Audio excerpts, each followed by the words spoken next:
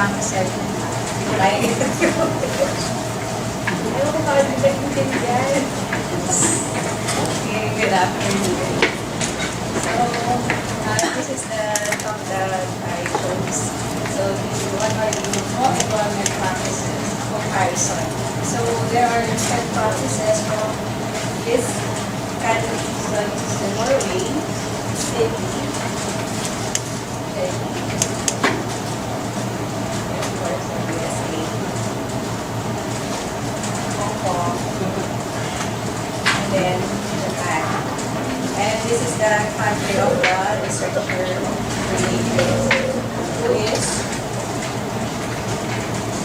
Mr. Takashi Torito. I don't know if that's the way how you pronounce it.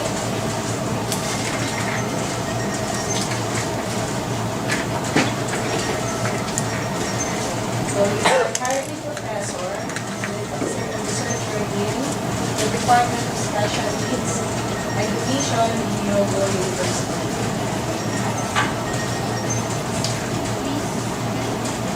Before he's just an associate professor in Yogo University. Then he's been an instructor also for sign language interpreter training program. And communication specialist. No, I'm sorry, he's hearing, sorry.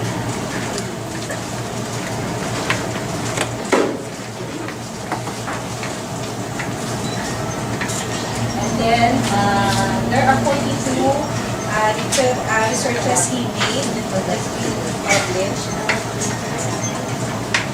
And then he attended and presented in conferences in different countries.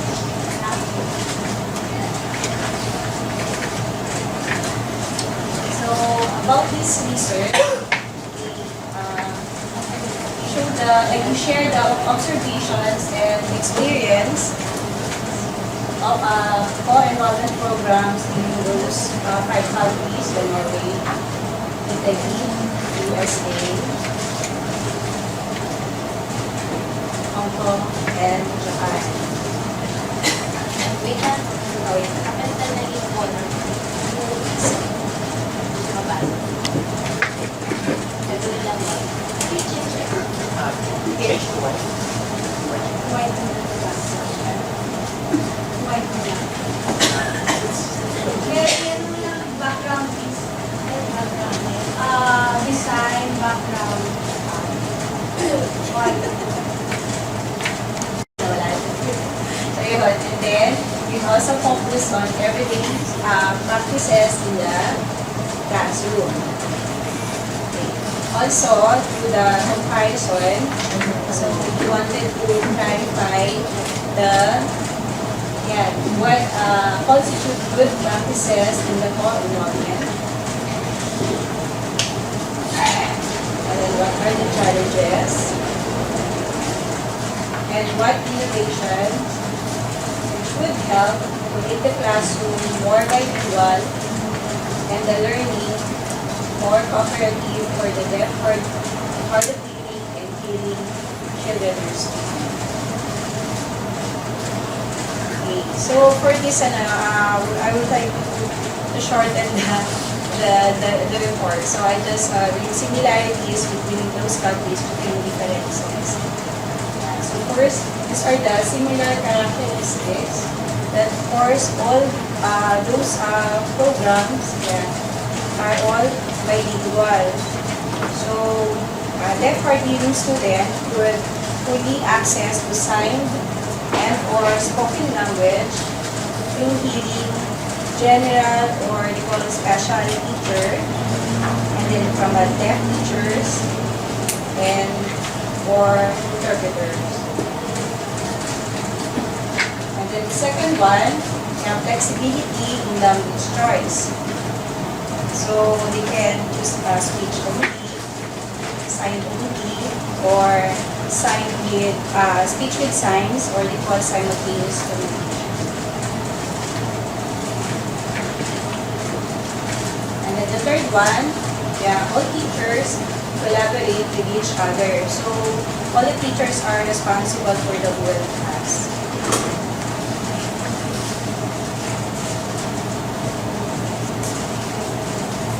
Then, learning was really socially constructed among hearing and deaf and hard hearing students through their interaction and communication in a small group and supporting each other in various ways.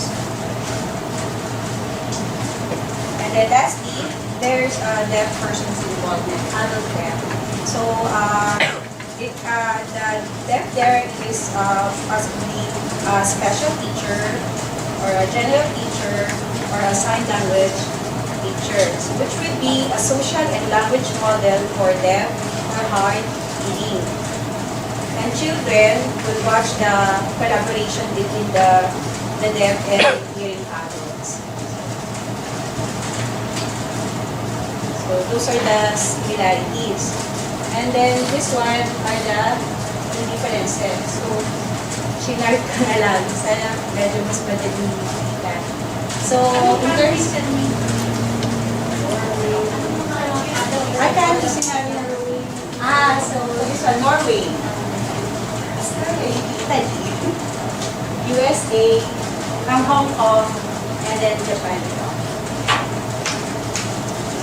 And then, in terms of footage, sa Norway, they have a general teacher healing, okay, and a special teacher which also has healing. So, going interpreter. So, they directly teach the deaf and kids. So, they have good collaboration.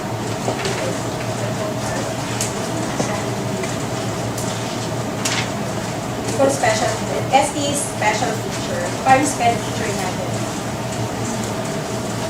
And then for Norway, they have general teacher nila na hearing, and then general teacher na deaf. But they still have yung special teacher, which is hearing. And then they have interpreter. And then because yung general teacher nila, hearing was used only speech. While the general teacher who is deaf, sign only. And so, the interpreter interpreted in two languages. So, sign language and then the general teacher who is deaf and the special teacher who is hearing, they collaborate naman when they extracted the deaf hard hearing students. So, in this part na pumapasok si special teacher.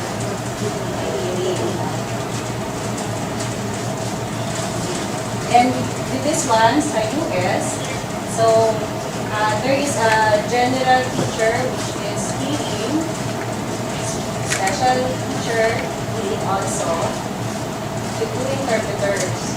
There is a general teacher also na deaf, but in grade 1, 2, 3 classes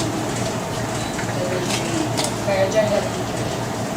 Then usually lesson is given by one general teacher and one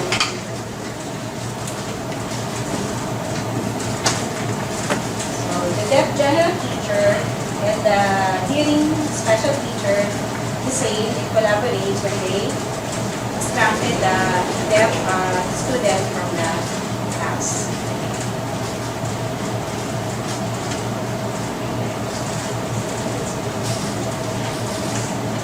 And then in Hong Kong, so we mentioned something about the practice the art.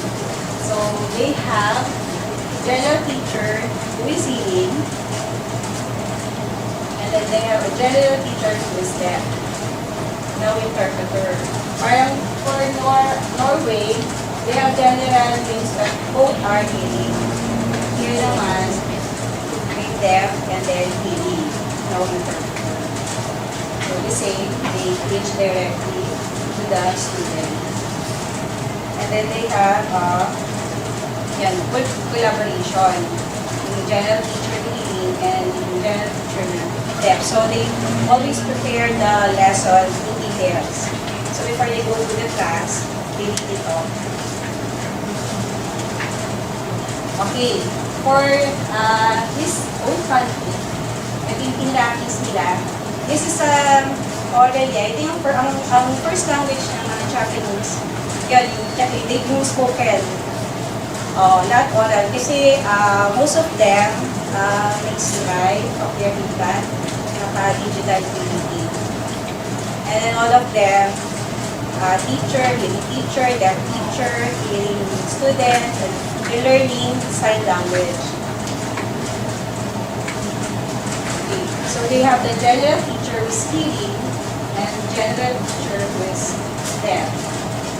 And then special teacher who is hearing, and then they have also an interpreter.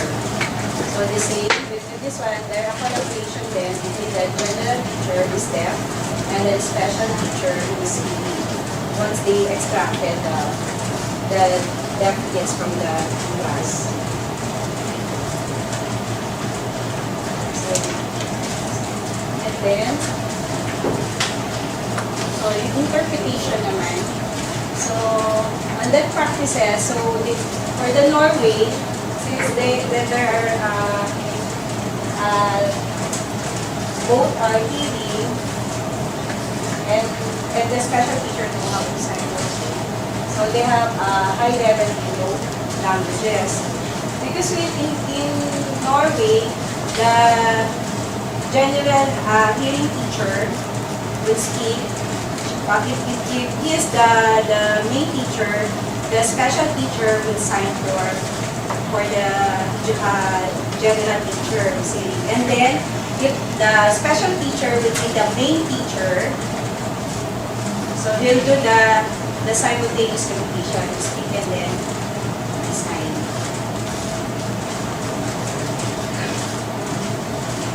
And then, second, yeah, they have free language choice by all the members, teachers, and then the students. You can speak, or you can just sign, or you can read. And then, we can interpret when spontaneous talks from children or sharing. So, nakalimutan. So, for PKP, all subjects should be interpreted. So, that's why yung general teacher is speaking, speak only. And then the deaf, sign only. So, while in the process of teaching, yung modality there are separated. So, that's why he said that there is no quality of teaching if the interpreted talks will relate to the kids, because some of the interpreters are not really a professional teacher.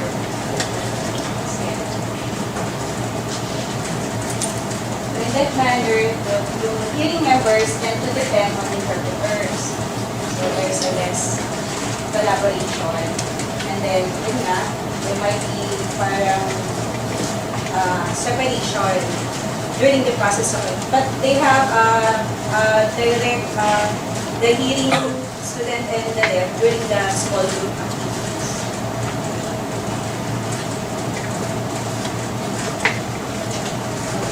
The is the same. All talks, signed or spoken or interpreted by interpreters. So, tapos high level din in both languages. Though there was no sign language lesson, hearing students learn sign language naturally by interacting to deaf hearing students.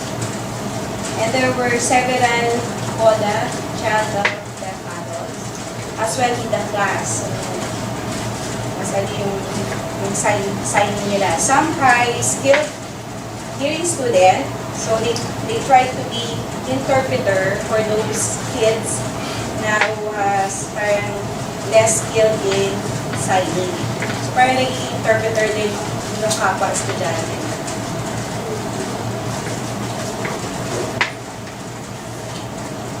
Okay, and then free language choice din sila. So become flexible choice of language in a small group lesson. Can be sign language only, speech only, and or speech with signs. Teachers talk directly to hearing and deaf students even when there are interpreters available.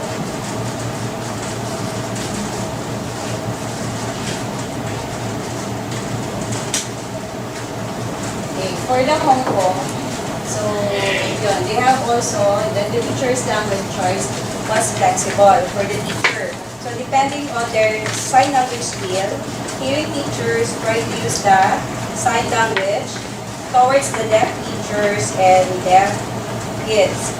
And then, yung deaf teachers continue to use the sign language only.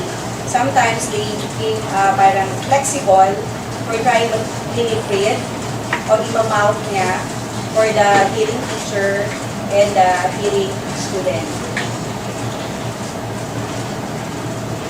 So, for Japan, din siya. So, all subjects were interpreted. And so, that's why there is quality of teaching. And then, free language choice then by all the members. So, ito siya. So, yung differences and variation naman in terms ng deaf role and involvement, yun yung teacher. So, in Norway, parang guest lang siya. So, hindi siya involved sa co-enrollment program. So, parang pupunta siya doon for a special event lang in a school. So, not that often. And then, for the EPD naman, siya ay isang sign language teacher. So, periodically, you visit there to teach sign language. And well, for these three countries, ang involvement nila full-time. Kasi sinasabi niya kasi general teacher yung mga deaf. Okay, so ito rin yung ginagawa nila pagka yun, in-extract nila yung mga deaf students from the class. So for the Norway, yung hearing special teacher yan, is gave special lesson such as yung reading and writing. While in Italy, deaf teacher and yung hearing special teacher with interpreter taught as sign language, reading and writing. While in USA and Hong Kong, and then in Japan, the same also, the deaf teacher and hearing special teacher taught sign language, and then reading and then ito lang. So yung teaching style, so non-centered student. Then for Italy, teacher-centered. And then US, student-centered. Centered. So ito lang yung parang yung class setup. So yun sa Norway, ito yung general teacher at yung special teacher. So sabay sila muna harap sa klase. And then yun nga yung sinabi ko, pagka ang main teacher ay yung general teacher, sasalita na siya, so speaks only. Pero pag sinasign lang yung special teacher. Pero pag sa special teacher na, siya, speak and then sign. So ito din, pag may extraction na. So si special teacher ang nasa din. Same with the Norway. Ayan. So si general teacher na hearing, lagi siyang nag-teacher. Kami interpreter. Ayan. Pero pagka si deaf teacher na, siya lang. Okay? And then ito yung pag-extractions. So kasi ito lang pinapakita niya.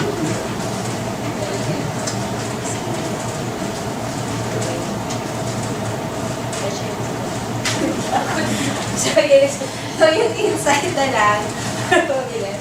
So yung, as for me, so yung interpretation talaga is really vital. So very essential siya sa co-enrollment. And I guess kahit sa klase nun sa atin, even you're nag-co-enrollment. Kasi in co-enrollment naman, is too important kasi meron siyang two worlds that looking together. So that need to be one. So kaya malaki ang role ng interpretation, either aside or not oral. And then the next one, yan, multiple flows of information. So I guess nangyayari din yun sa class natin. So for this one, yung pagka discussion is repeated, there are a lot of who wants to sign, who wants to, so it's hard to hear all what they said. And then it happened in my class, even we're not in co-enrollment, there's no hearing but more in the co-enrollment. So he suggested yung strategy that I guess first we do is na we let the kids raise their hands or they want to talk. So it should be one at a time. And also, yung repeating the child's talk with signs and speech, which would be a help for sharing among children. Then, again, in directness or versus mediation, it's also with me na kung directness, I guess that is much better if the teacher is skilled in signing. But in reality, you know, not all. Okay, so that's why interpreters also will play a vital role. So, but the interpreter must know when, what, how to interpret. Since most or some not really a professional one.